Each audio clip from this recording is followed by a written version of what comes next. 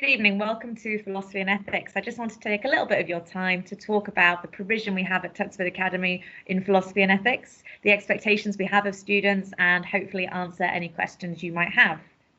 I wanted to start by talking about why students might want to choose Philosophy and Ethics as an A-level option.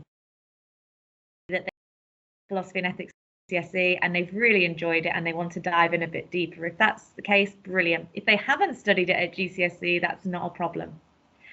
At A-level, we hope that our philosophy and ethics provision enables students to have a really good think about the big questions in life. Do we exist? Does God exist? How do I know what is right? Should I always do what is right? How can I apply that in business? How can I apply that in war?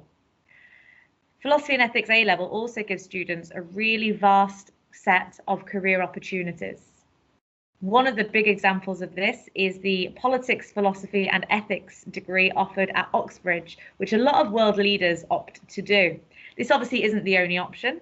There are lots and lots of choices out there that you can make. Big businesses, finance, medicine, they all really revere philosophy and ethics as an A-level. It shows a lot of balance. It shows a lot of empathy that these companies and organisations might be looking for in their staff. Furthermore, philosophy and ethics really enables reflection and self-growth. We hope our students leave really understanding more about themselves. We find that students who take philosophy and ethics really succeed in other humanities and social science A-levels. This is because of a cross in terms of essay style and technique, but also in the manner of thinking, the manner of teaching, and sometimes the topics covered.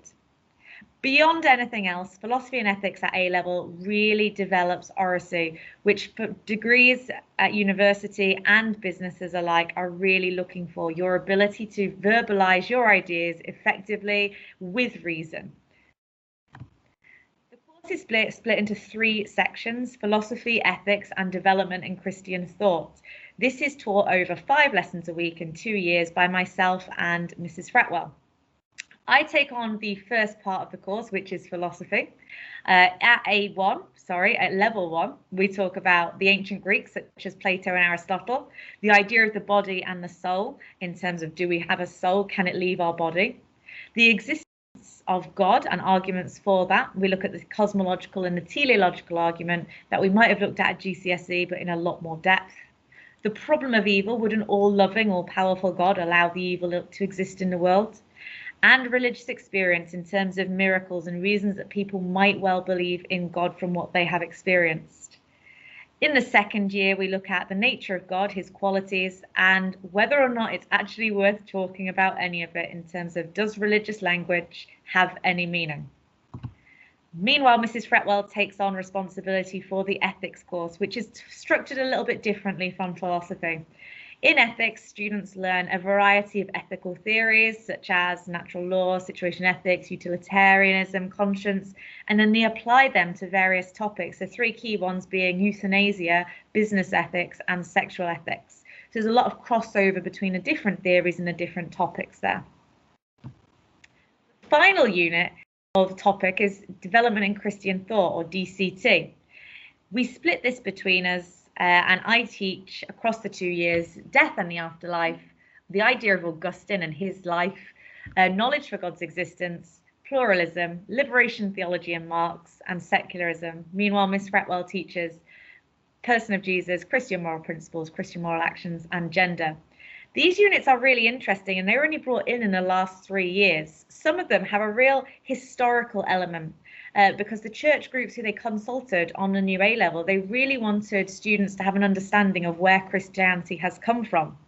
However, there are also some units they put in there which really criticize religion, and they look at whether or not religion is successful, whether it should be taught, how it can lend itself to life in our society, and whether it enables or disables violence, or whether it provides peace. So there's a real balance here of Christianity and whether or not it's beneficial or not beneficial to the world and where it's come from. In terms of the exams, we follow the OCR specification, and if you're really interested, you can look it up. It's the H573 code. At the end of the second year, there are 3 2-hour exams, each one having 3 40-mark questions. There is only one style of question in Philosophy and Ethics A-level, and it is worth 40 marks. So we are looking, I'm not going to lie to you, we are looking at a fairly long essay. So students will, in order to get their A-level, write 9 40-mark questions. There is no coursework element to the Philosophy and Ethics course whatsoever. Obviously, last year we didn't take the exams, but in the year before, we attained 100% A star to C. In fact, our students all achieved approximately 1 whole grade above their target. Philosophy and Ethics at GCSE and A level is consistently one of the highest performing subjects in the academy, and we intend for this to continue. As well as being incredibly successful, Philosophy and Ethics also enables students to have the opportunity to visit Auschwitz during their time.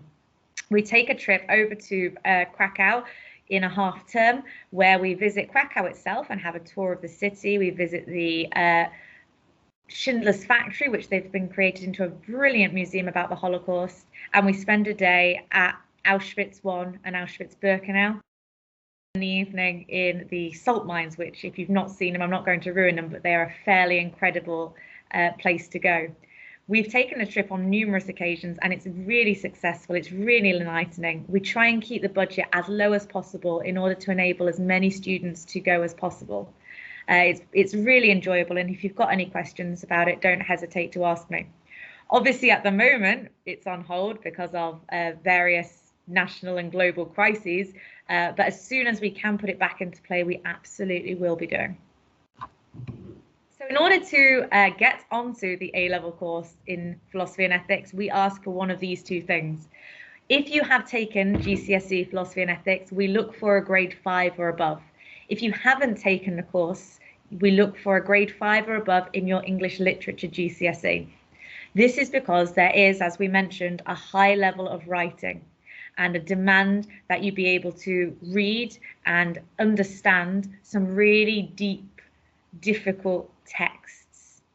If you have any questions, though, about the course requirements or anything else that I've talked about, please do not hesitate to come and speak to me or to send me an email. My email address is just there. Thank you very much for your time. Take care. Bye-bye.